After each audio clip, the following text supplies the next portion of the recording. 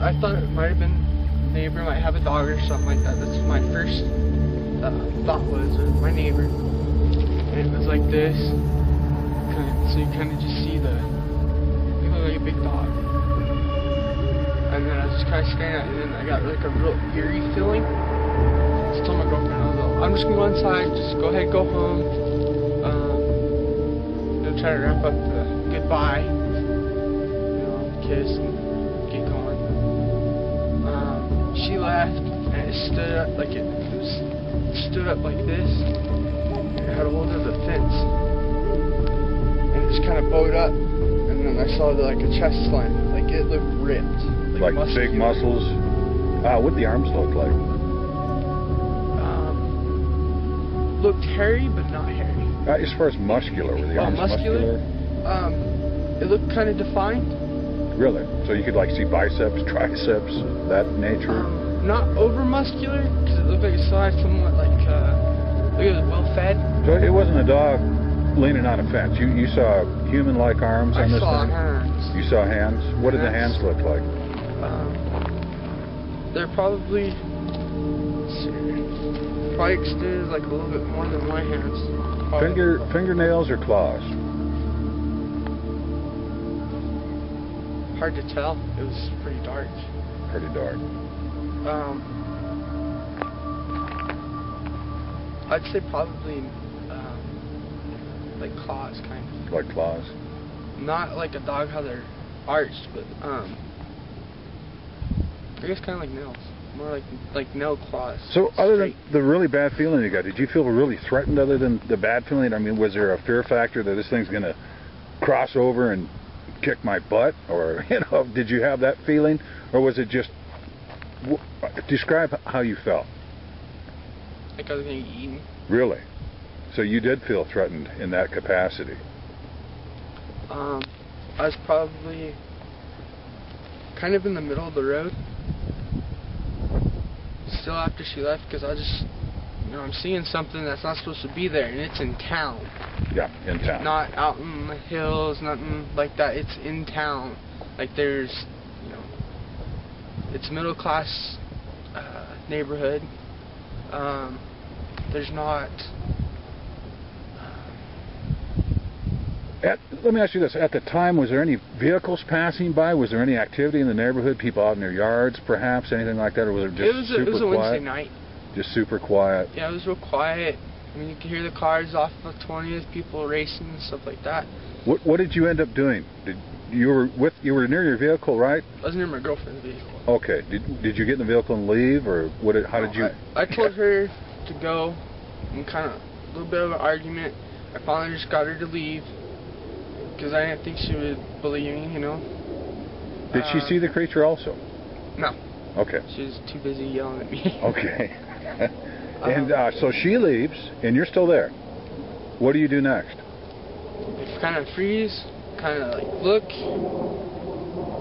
And I look around over here, and then its ears prick up. Okay. And then start to move. And I just kind of walk back. Like this. And I turn around and bolt. Was it moving toward you? Or its ears just popped up? Its ears popped up, and it started to lift itself up. Off the fence? Off the fence. Okay. So he was obviously going to get over that fence then. And you took flight on foot? I hit the gate. The gate's one of those that you just pull the lever. It's not one of those that latch you have to lift up. It's one of those kind of like a spring deal. I just hit that and bolted for I have a shotgun inside. Okay. And as I was doing that, another dog, like an actual dog, came running up behind me and growling and barking. I slammed that shut, ran inside, and that dog, the little dog, stayed next to it. It's quite little. Like that. Had you seen this dog in the neighborhood before? No. Okay, that's interesting. It was real shaggy, and it looked like he's been like out and about, not like well taken care of, not like someone's pet. Do you think this dog was accompanying this Dogman you saw? It felt like it. Interesting. It really did. Interesting. Did you see the Dogman further after that? I went into my room, pulled back the curtain, had my shotgun right here. It's loaded all the time. I have 8 shells ready to go. Peeking, I didn't see anywhere. And then I heard bang on the roof of my room. Was something actually up on the roof? Really? How terrifying. The dog stood right there, just looking up at me. Wasn't growling, making any emotional anger, anything, just watching, observing. I said, screw it, I'm just going to pass out. If something happens, I have my knife right here, I have a shotgun, I have a box of shells, I'm okay. If all else fails, my grandmother has a 38 special. So, I just went to bed. While I was trying to sleep, I started scratching along the brick, and on my window, tapping, and I finally just passed out. I turned up my TV so I couldn't hear it. Did you think of calling anybody? Did you have an adult, somebody you could call, or? If it was my grandmother or my grandfather, they'd probably just brush it off and just tell me, just go to bed. It's your imagination. Yeah. Your imagination put something up on the roof walking around. This happens a lot. Why it's a fascination, even with Sasquatch, getting up on the roof. It's another story, but we had an incident like that in Fruitland. It climbed up on the roof and started yelling down the chimney. I think it knows where you're at in the house, but it doesn't know how to get in.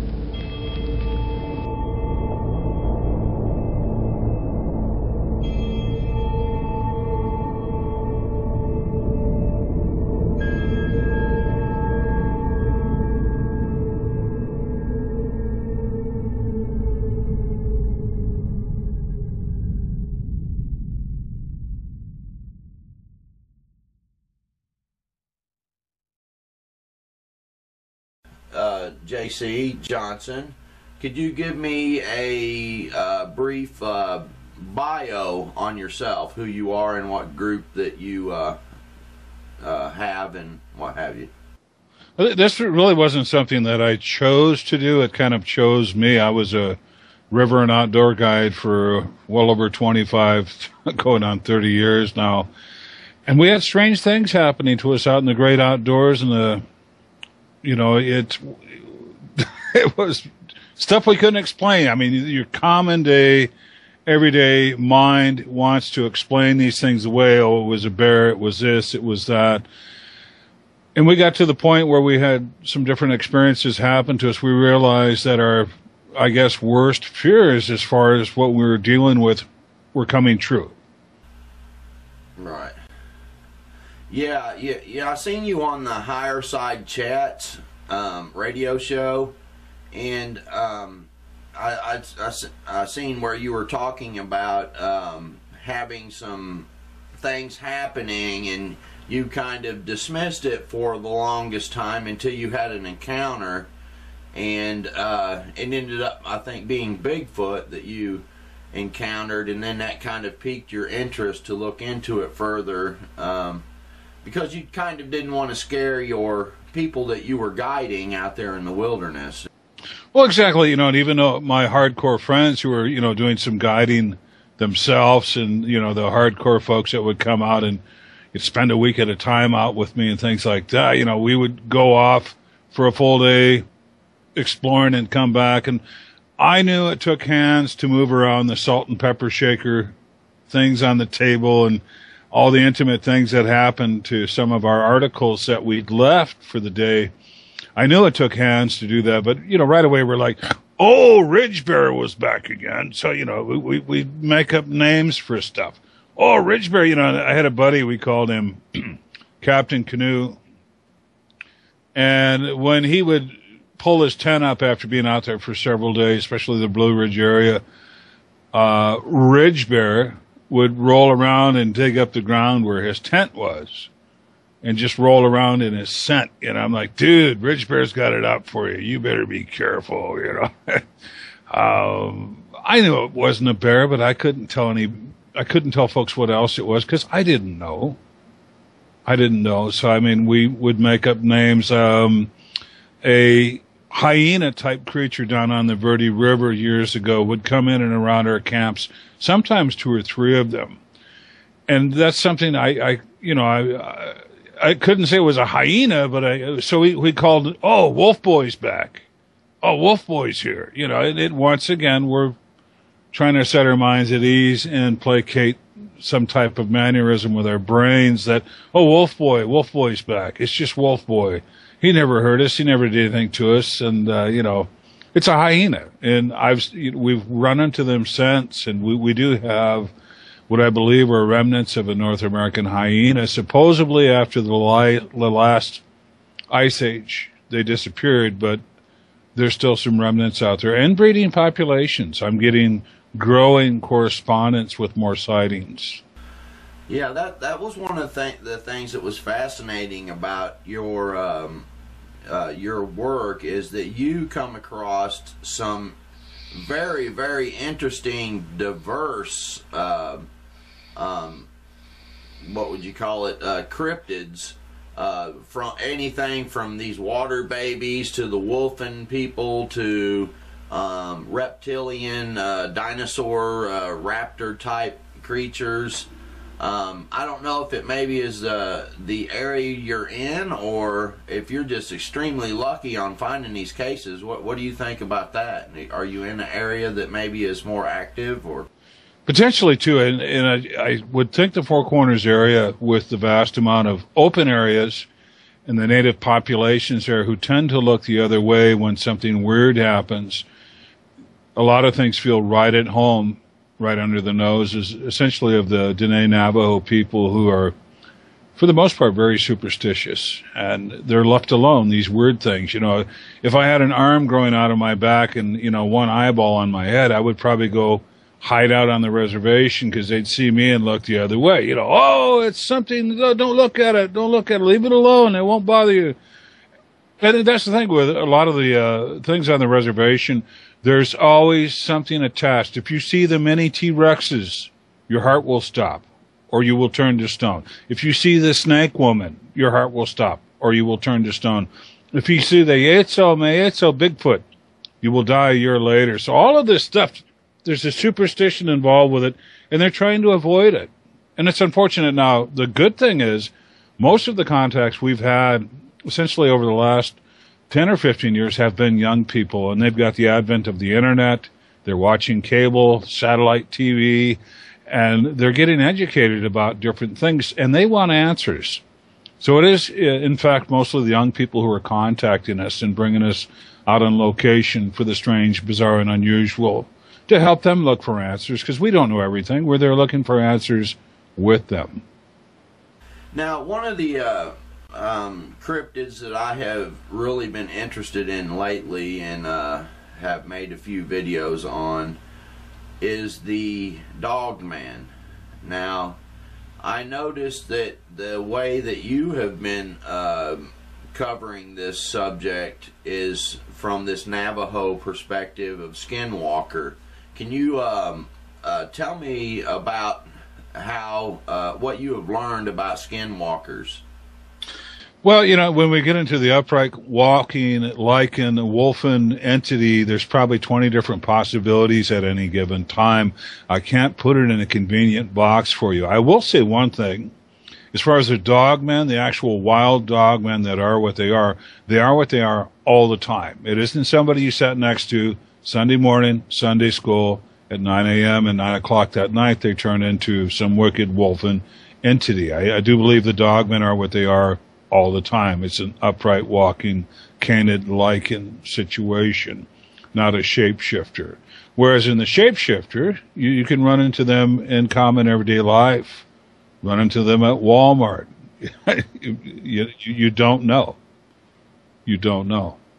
You were saying something on Higher Side Chats, the way that the Navajo people and medicine men brought about this Skinwalker thing, and it used to be more of a thing that was used to spy on conquistadors and things like that, and then it turned into more of a evil practice, and I thought that was fascinating. supernatural side of the subject. Could you elaborate on that some? Well, we need to go back to the incarceration of the Diné Navajo when they were sent to Fort Redondo and Fort Sumner and so forth. They picked up the white man's bad habits. When they got back, when they were released 5 or 6 years later in some cases, they wanted the white man's flour. They wanted the white man's coffee. They'd learned what possessions were. They learned what land allotments and holdings were. They learned all these things, unfortunately, from the Belagana, the white folks. So when they got back, they were given tracts of land and sometimes, in some cases, agricultural equipment, a plow, maybe a mule, different things for different parts of the country that they were released back into in the Four Corners area. But out of this incarceration, I think they learned a lot about jealousy. And the ones who still know how to shapeshift, the Yanakushi, the ones who still know how to do it, they hired them to go out and assume an animal form to spy on their neighbors. Why does he have more sheep than I do? How come his cattle are doing so well? Go spy on him. And as we progress down the road, they get back to some of the stuff that they used to do. They were essentially, if you've got a ninja in the Navajo culture, there's a bit of a ninja thing involved with these shapeshifter skinwalkers. They were killers, and they still are. I mean, essentially now you can hire one to go out and do mayhem to someone that you've targeted, or you can hire one to go out and essentially kill someone for the right price. Right.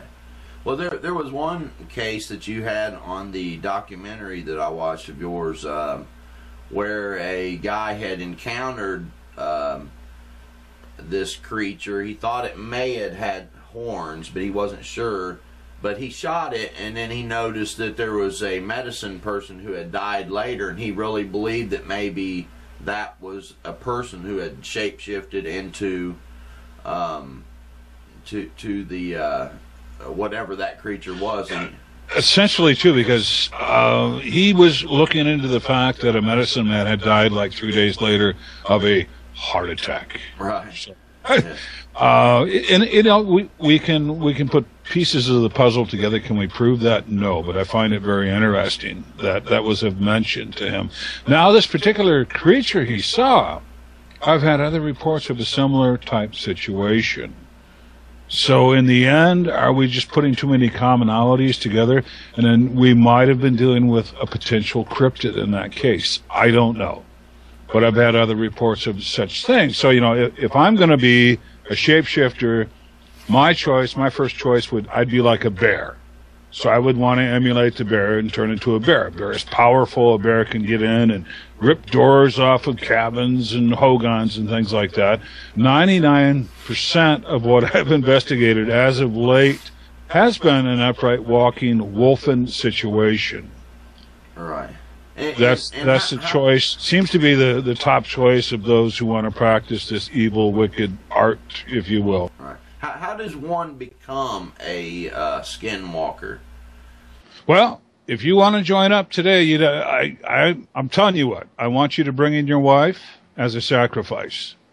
And if you can't bring her in freshly dead, we'll kill her for you. And then from there, if we like the corpse, we're going to practice some necrophilia. From there, you're going to join in with us. We're going to dine on some of the softer tissues.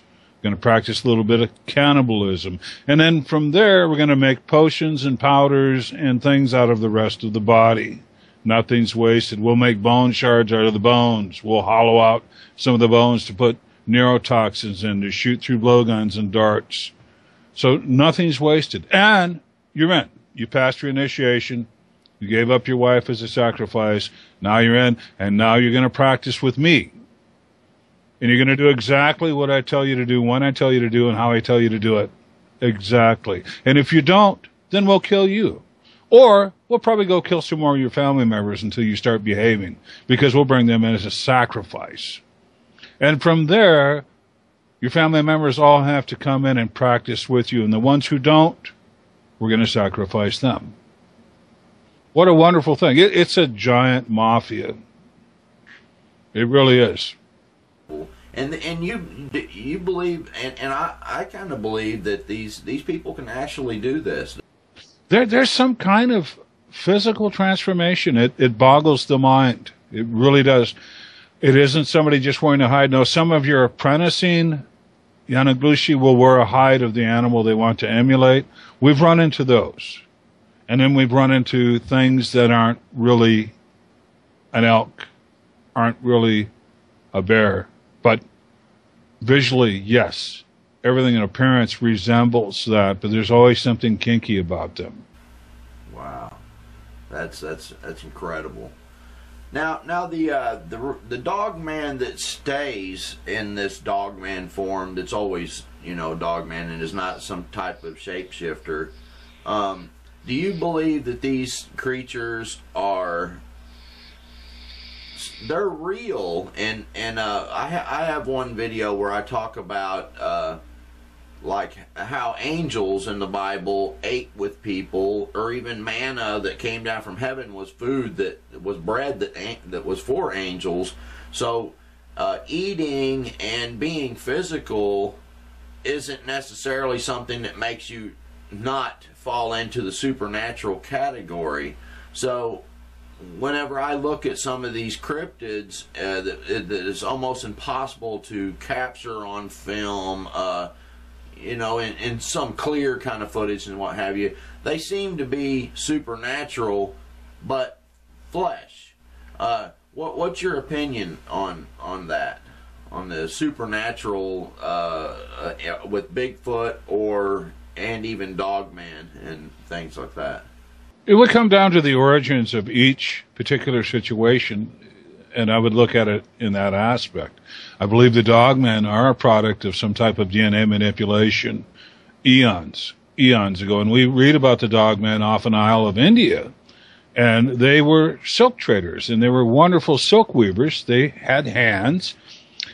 And the writings of the time, they couldn't talk. They'd like bark and whine and talk to each other in that way. Essentially the writers of the time are saying they're communicating in some kind of telepathic sense, even though the word probably wasn't available then. There were minds speaking to each other, whatever.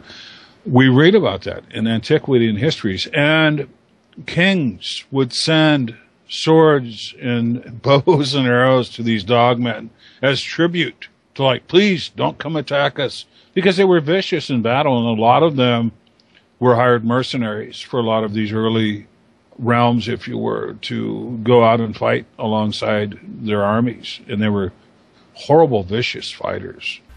Wow, that. I couldn't imagine coming up against an army that had Dogmen in their army. That would be. And this is historical writings. This is available on the internet. This isn't my musings, or this guy said that, or this, these are things that are available to research on the internet. So I'm just going on a factual basis what's available to us. Right. Do you believe that this, that Bigfoot, Dogman, and these things have to do with Genesis 6 and some of the things that I've heard you mention out of the book of Enoch? I would highly recommend anyone out there with any kind of compass pointing north, if you will. If you want to step outside the realm of science, educate yourself with the book of Enoch. And look into the book of Jasher, look into the book of Jubilees. I mean, it's essentially, as far as I'm concerned, a historical account of the rape of our race, humankind, and what they did to us, and what they went on to continue to do against creation. The Watchers, if you will. Cundiff, last week sometime, he was talking about 6 different types of these Dogmen, and some seem to be more human, and every once in a while someone would encounter one of these Dogmen that would be wearing pants or something like that. Do you think that the ones that people encounter that's wearing some type of clothing is probably a skinwalker type being, or it would have to be on a case-by-case basis for us to go and look at? I can assume, I can make assumptions, but when I assume, I make an ass of you and me. So a case-by-case basis. I mean, Skinwalker Ranch, the book Hunt the Skinwalker, George Knapp's involved in that, and he's a friend of mine. You've probably heard him on Coast to Coast. You've probably heard me on Coast to Coast. But they saw what they essentially said was a werewolf wearing plaid smoking a cigarette. Was that a dogman? Was that a werewolf? Was that a skinwalker? I don't know. But an upright walking, canid, lichen, something. Right. Now this David Paulides, however you pronounce his last name there, that has the 411 missing people books. Now he has some stories that where kids or something would be found after they had come up missing, and people would be out searching for them, and when they were found, sometimes they would say odd things like, you know, the dog ate my hat, you know, that, and or they would say something about these dog type people or ape people and different things like that. Do you think that it's that all these missing people cases, some of them are just have some high strangeness to it, that maybe these supernatural creatures or these, whether they're supernatural or not, do you think that maybe they might be responsible for some of these missing cases? And do you think that there's a boundary, universal laws that can or can't be crossed? If you would elaborate on that.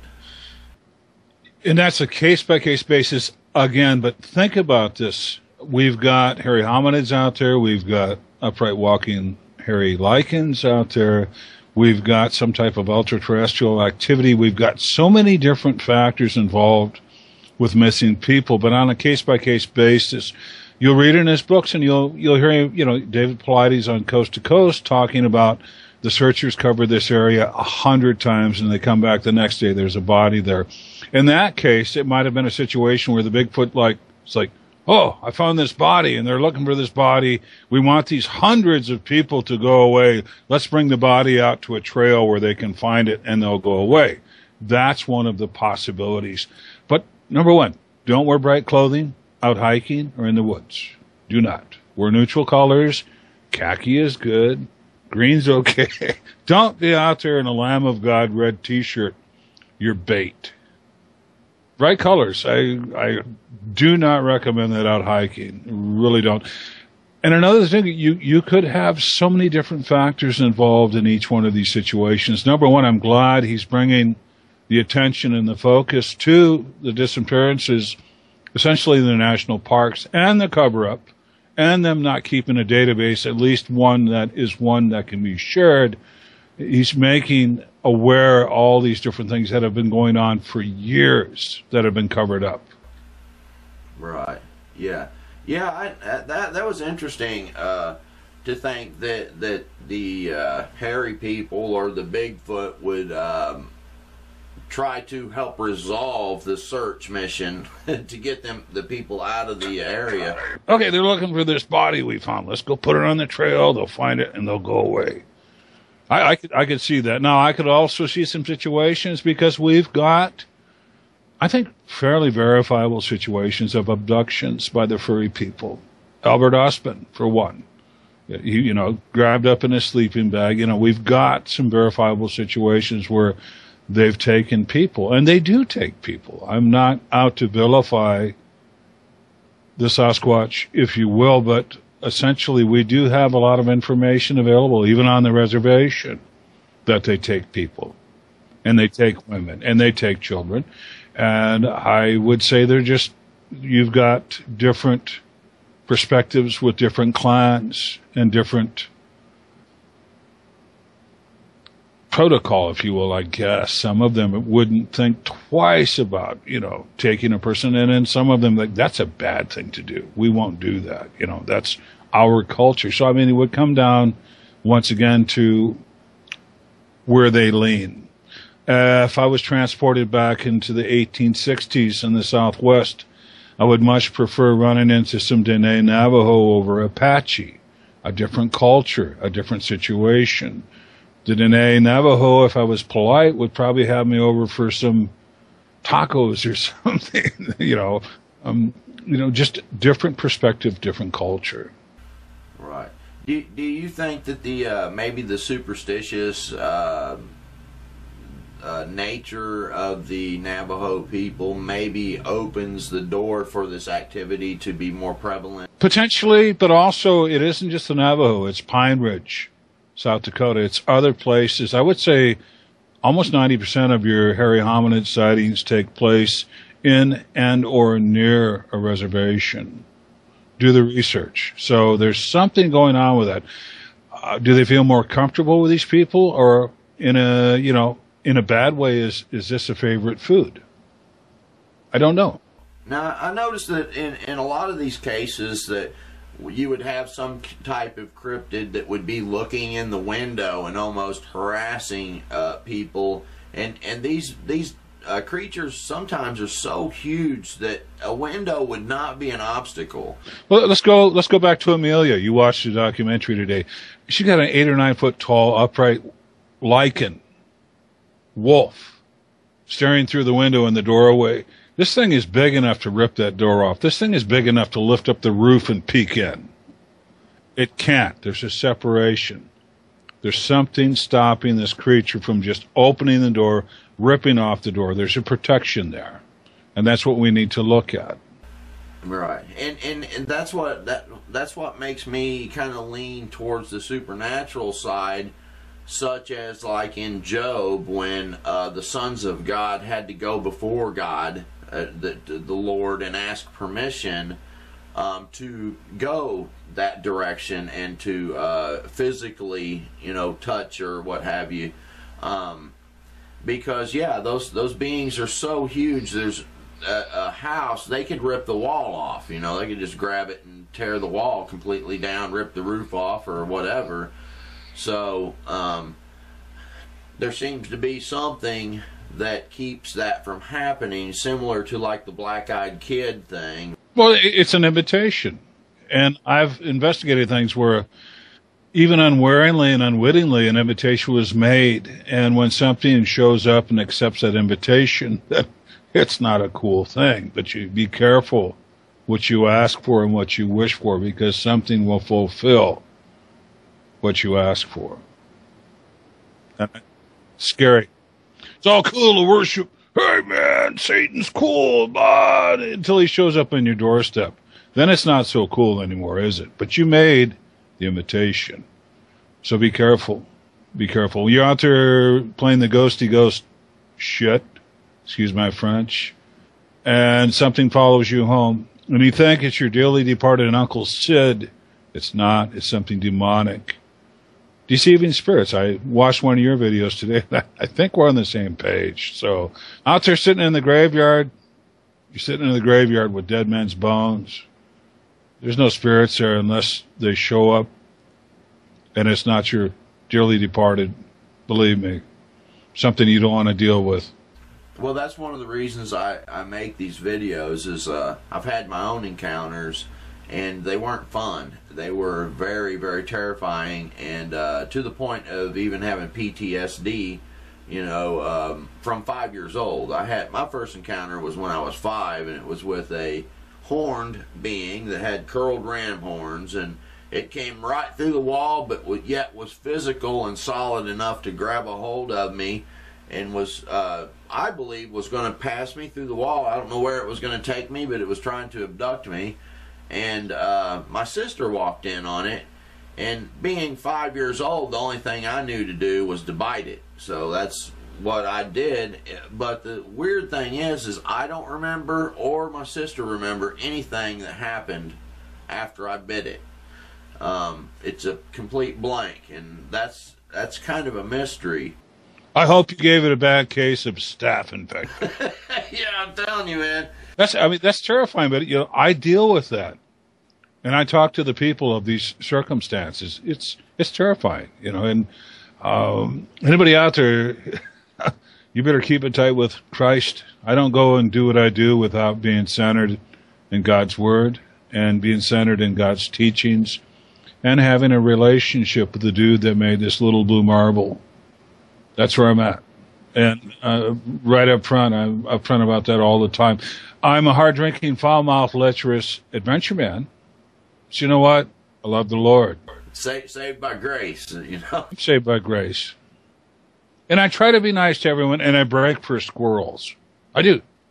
And pheasants. I'm up in northern Minnesota, up near Canada right now, and pheasants are everywhere. And everybody's like, just run them over. I'm like, they're beautiful. I'll swerve. Beautiful pheasants.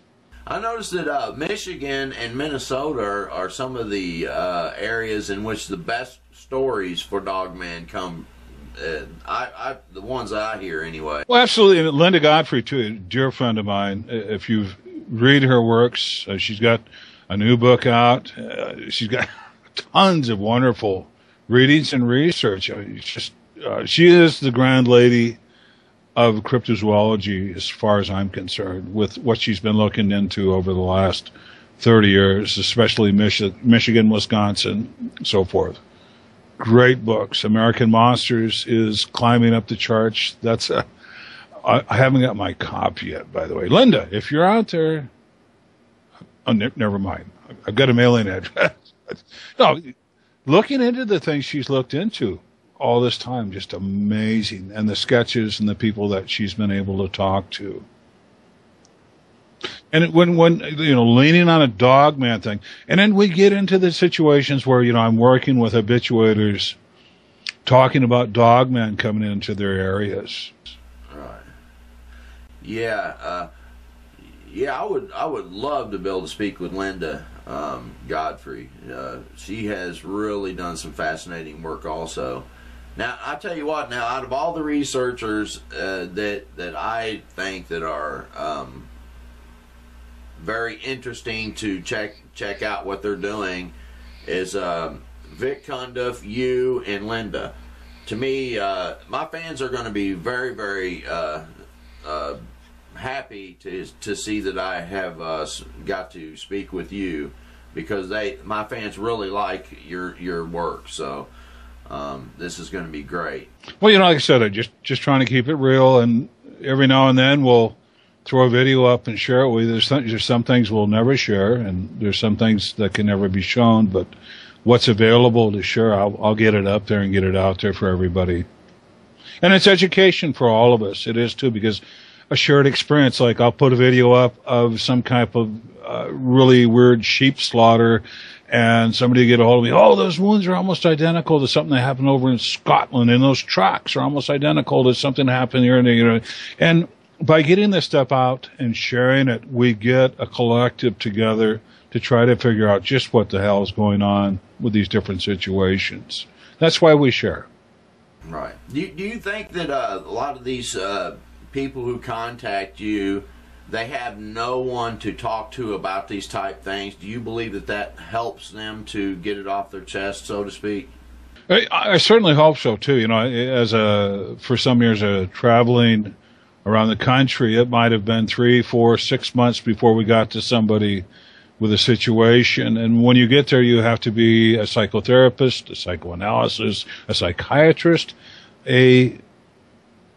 all kinds of things, because and then you sit down with them. This is happening to other people. This is happening around the country. You're not unique to this situation. So in that aspect, relax a little bit. You're not alone in what's happening to you. Not in the least bit. It almost turns into a ministry in a way. It does. It does. I guess in the end, this is my calling and my ministry. I believe that, man. You do good work, man, and you're Christ-centered too. So that's awesome. And that's not something I'm forcing convictions. My convictions, going back into this, and the further I go into some of these things, the more I reconvict myself. Yeah. I would be scared to research this stuff without the Lord. Oh, absolutely. And the Lord's not something I pull out of a bag of magic tricks. That's not how it works. It doesn't work. You'd be surprised how many people contact me looking for a magic pill, a magic potion, a magic prayer, a magic cure for something. And I don't have it. I don't have a fix-all. But there's one who does fix everything, if you ask. And if you're sincere. All right. Did you watch the Hollow Earth My Encounter with the Darrow video? Yes. How horrifying. Why didn't you bite that guy? Man, I tell you what, I I was in shock. But no, that reconfirms a lot of different things as far as the drawings and so forth with other folks who've had similar experiences. That's terrifying. And to see that doorway open, and you got a 12 by 12 room, and that doorway opens, and it looks like it's 100 feet away. There is a grasp of other dimensions involved with the demonics and the different evils that we're surrounded by daily. I mean, if we could honestly see what was going on around us all the time, we'd lose our minds. And there are those who have lost their minds because they can see everything that's going on, and they lose their minds. We're protected from so many different things. Yeah. What do you think the roar was that stepped in and scared them off? I hope it's from the Lord, because it sure as heck probably saved your bacon. They were going to take you away and you would never be seen again. Do you run across many cases where these type beings have technology, that, like in that case? Well, let's keep in mind, and I want to go into, if we're going to go back into a biblical precept, the war in heaven was actually a war in the heavens.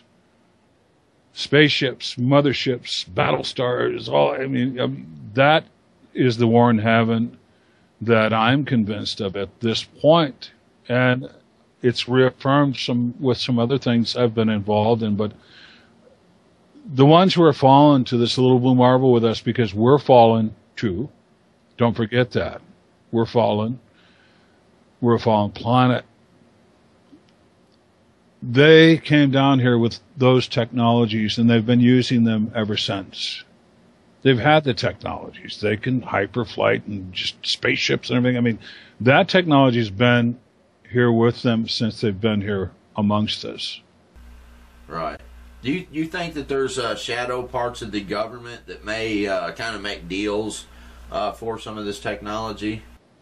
I believe there probably are, and that's unfortunate because, they've essentially made a deal with the devil. And I've been involved with some of the workings up on the Dulce base, on the Jicarilla, up in Dulce, New Mexico, and I'm never going to set foot in that town again. Whatever's going on there, at some point in time, somebody made a deal with something very dark. And if it is essentially just an underground nuclear waste storage facility, I'll leave you with this, that if we could get statistics from the local health clinic there, that they've probably got 10 times the national average of leukemia and cancers. But we can't get access to that information. So whatever's going on there is very unhealthy for any of the local population. Now, if it was a nuclear underground storage waste facility, you could only put that in a separate sovereign country. Well, the Jicarilla Apache are a separate sovereign country, so some 30 years ago, they may well have made a deal with the government to house it there. So I don't know.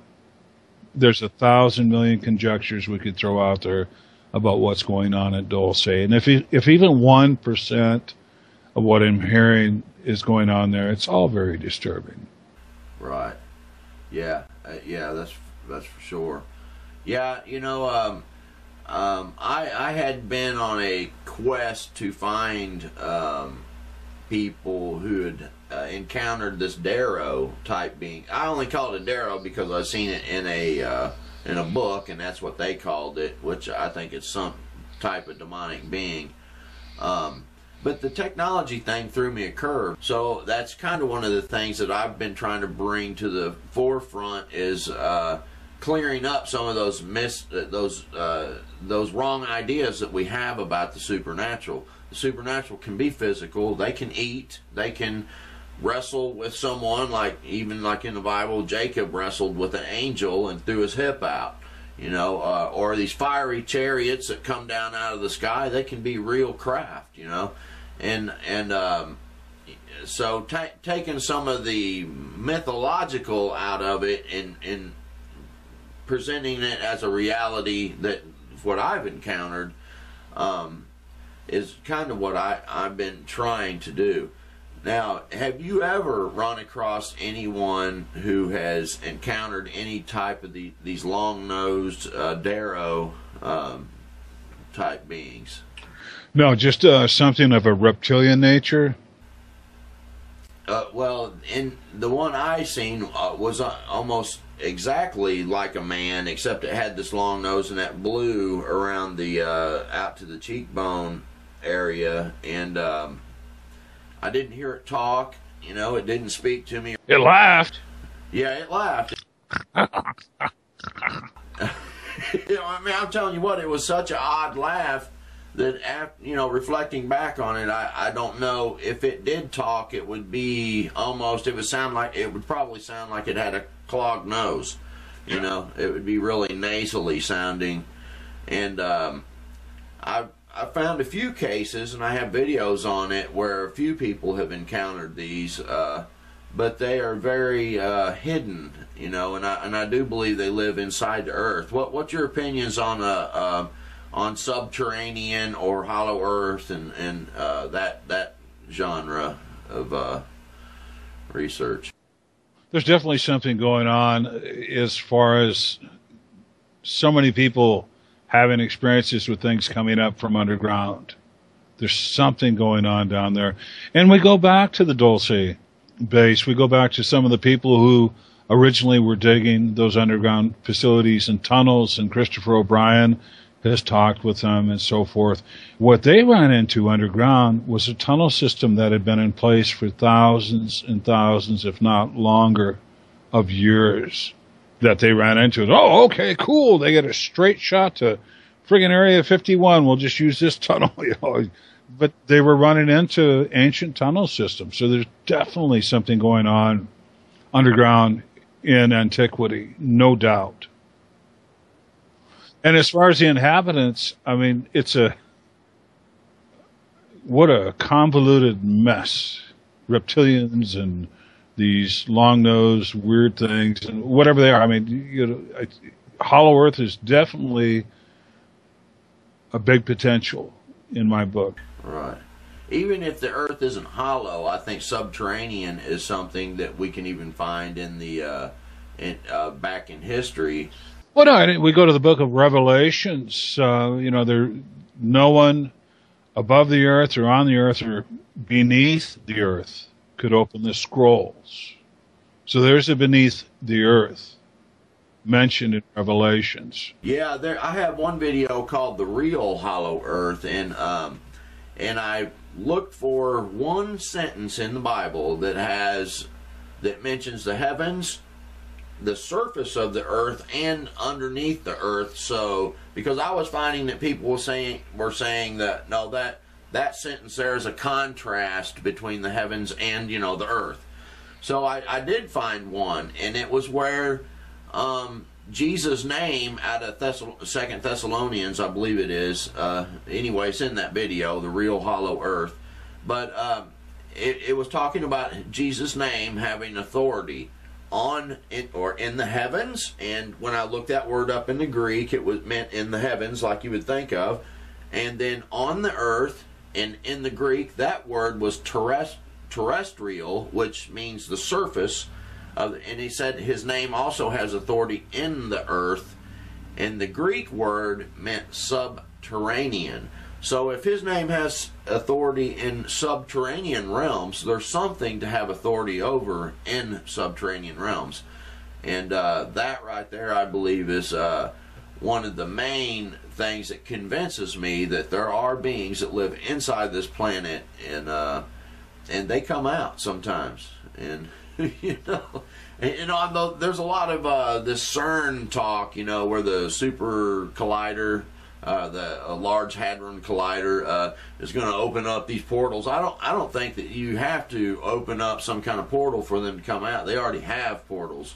But the thing is, the powers that be want the power to control that, and that's what they're working on, those technologies.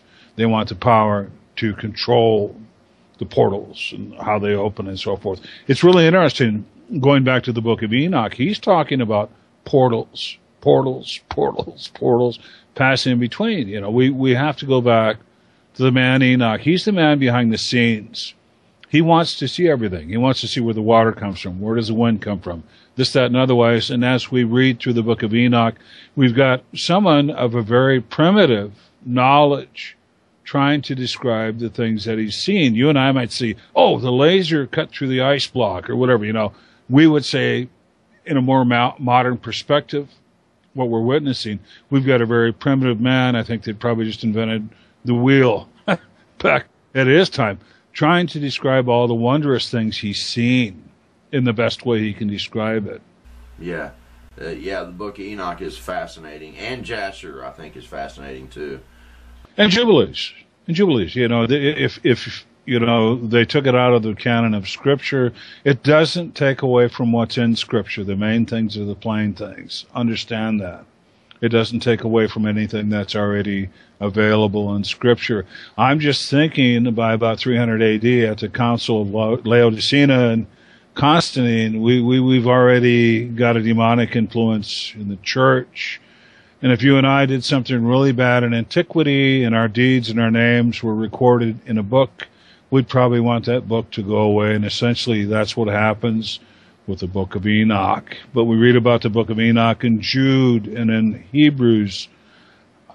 It's something that well over 2,000 years ago, your proper Jewish person was reading the book of Enoch, but it becomes heresy later. Right, yeah. Even if we don't consider it, the word as in like the canon that we. Well, no, I'm not going to fight to put it back in the canon of Scripture. I would think in most cases and points, once again going back to the main things being the plain things, we should leave things as they are. Some in digging deeper into what we're looking into, we need to look into what's in these passages. Yeah, I believe it's good historical. Your 9-to-5 church-going family shouldn't have anything to do with some of the stuff that we have to endure or be a part of. God protects them from that, and God bless them. Leave them in their happy place. Yeah, I noticed that most people that are into this genre of stuff had some kind of encounters themselves, and it makes them intrigued by it and want to search for answers. Like I said, leave them in their happy place. Yeah, I agree with that. That's serious. I wouldn't push my kids to go look into this stuff, because it's dangerous for one. I believe unless you, I do believe that if you aren't Christ centered, that it is dangerous, physically dangerous to you. And that's my opinion, and maybe not all people agree with that. Or, in some cases, you could be a useful idiot to the powers of darkness for a while. Right. Very well. Yeah.